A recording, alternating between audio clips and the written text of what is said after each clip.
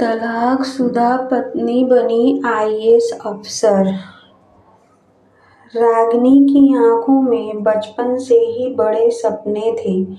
उसके पिताजी एक छोटे स्कूल में अध्यापक थे और मां गृहिणी। परिवार भले ही साधारण था, लेकिन संस्कार और शिक्षा ने उसे ऊंचाई छूने की प्रेरणा दी थी। रागिनी की हमेशा यही चाहत थी कि वह समाज में बदलाव लाने वाली बने, परंतु किस्मत ने उसके रास्ते आसान नहीं बनाए।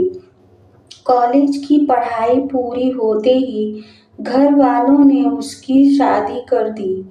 पति विवेक एक प्राइवेट कंपनी में काम करता था।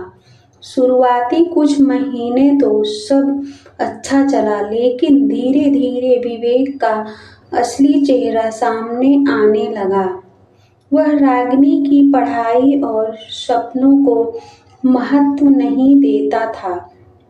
उसकी सोच थी कि स्त्री का जीवन केवल घर और रसोई तक सीमित होना चाहिए।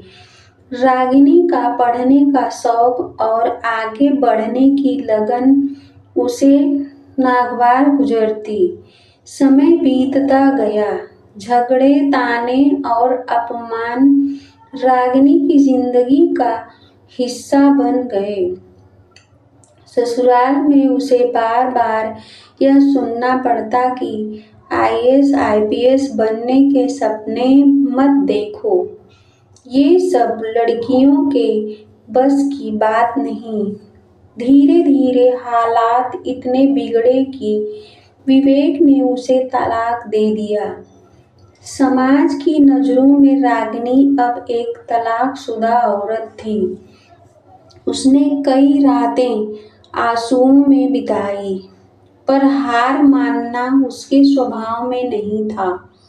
उसने खुद से वादा किया, अब मेरी पहचान तलाकशुदा पत्नी के रूप में नहीं होगी, बल्कि मैं अपने नाम से जानी जाऊंगी।